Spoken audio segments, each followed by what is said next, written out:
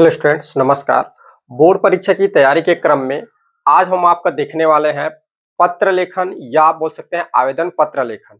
ये दो अलग अलग टॉपिक्स हैं, लेकिन आपके अगर बोर्ड परीक्षा की हम बात करें तो बोर्ड परीक्षा में ये दोनों टॉपिक को मर्ज करके यानी एक ही क्वेश्चंस में दिया जाता है। एक ऊपर में पत्र लेखन रहेगा तो नीचे में आपको अथवा करके आवेदन पत्र दिया जाएगा। तो ये जो होती है ये दोनों एक ही प्रश्न में आता है, अथवा करके। ठीक है, तो सबसे पहले हम समझ लेते हैं इसका वेटेज कितना रहता है हमारे बोर्ड परीक्षा में। तो इसका जो वेटेज रहता है 5 नंबर में वेटेज रहता है। ठीक है, 1 धन 3 धन 1 के वेटेज में रहता है। यानी 1 धन 3 धन 1 ऐसा क्यों लिखा जाता है 5 नंबर को, ये हम जब मैं आपको बाद में बताऊंगा। परंतु अभी हम समझ लेते हैं कि ये पत्र जो है आवेदन पत्र और पत्र दोनों में अंतरे क्या होती है, इसको पहले हम समझते हैं। तो पहले हम देखते हैं आवेदन पत्र।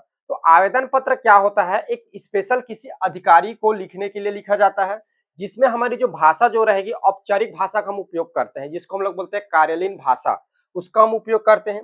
इसमें विषय लिखना अनिवार्य है। आप कोई अधिकारी को जब आप पत्र लिख रहे हो तो उसमें आपको बताना पड़ेगा कि किस विषय पे हम आपको लेटर लिख रहे हैं, आपको पत्र लिख रहे हैं। तो इसमें विषय लिखना अनिवार्य है।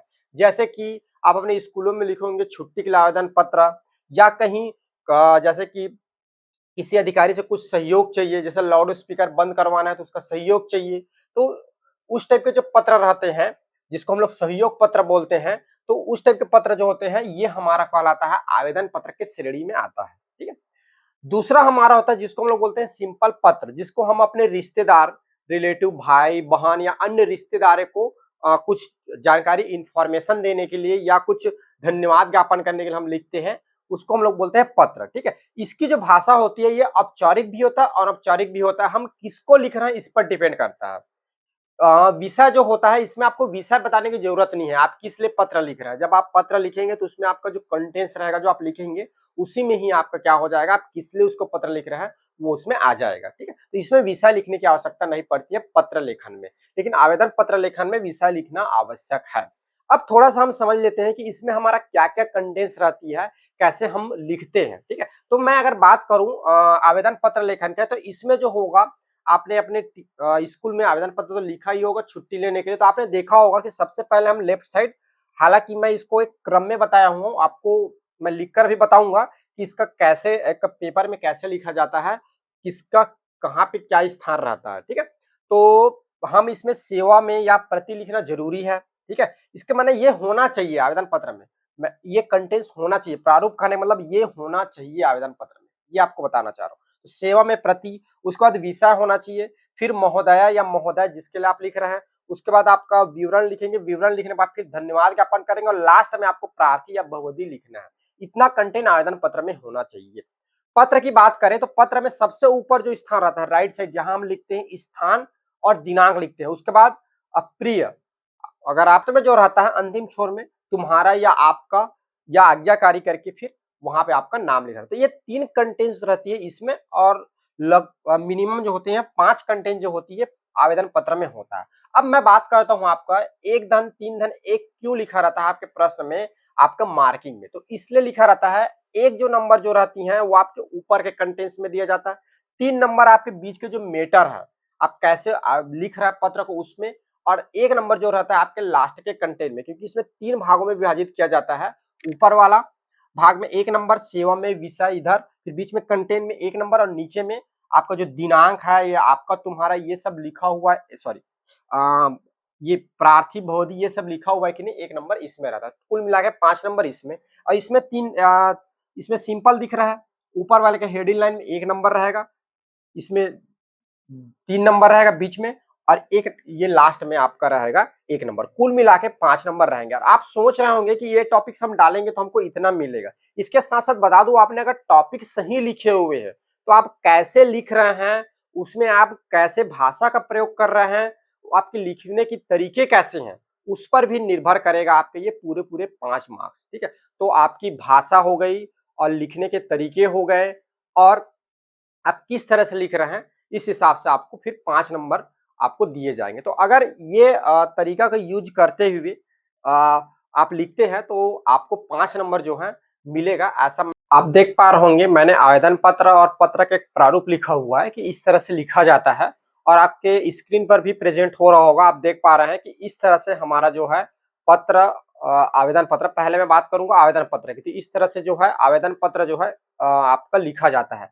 स्क्रीन पे जो है वो लिखा हुआ है, पूरा पूरा और लिखा हुआ आपको दिख रहा होगा, क्योंकि मैं वो सारा चीज यहाँ पे लिखना भी पॉसिबल नहीं है, तो मैं आपको एक प्रारूप बता रहा हूँ कि इस तरह से लिखा जाता है। तो आप देख पा रहे हैं बोर्ड में जो है आपको दिख रहा है कि ये आवेदन पत्र में पहले क्या रहेगा, सेवा में, फिर अगर मान लीजिए आपके प्राचार्य को लिख रहे हैं स्कूल में, तो प्राचार्य महोदय महोदया जो भी रहेंगे, फिर उस स्कूल का नाम, विषय आप किस लिए लिख रहे हैं, फिर महोदय महोदया करके जो भी रहेगा, अगर स्त्रीलिंग है तो पुल्लिंग है तो पुल्लिंग जैसा रहेगा उस हिसाब से आप लिखेंगे। फिर उसके बाद अपना पूरा बताएंगे आप किस लिए उनको आवेदन, किस इस विषय के बारे में कि किस लिए आप उसको लिख रहे हैं, क्या कारण है। उसके बाद यहाँ पे धन्यवाद ज्ञापन करेंगे। उसके बाद फिर यहाँ पे प्रार्थी आपका नाम, अगर स्कूल में है तो कक्षा, या अगर किसी दूसरे चीज को दे रहे हैं जिस हिसाब से, उस हिसाब से यहाँ पे आप अपना डाटा डाल सकते हैं। इधर दिनांक, आपने किस दिनांक को पत्र लिखा हुआ है, तो ये इस तरह से आपका आवेदन पत्र लिखा जाता है। ठीक है, अब बात करते हैं पत्र की।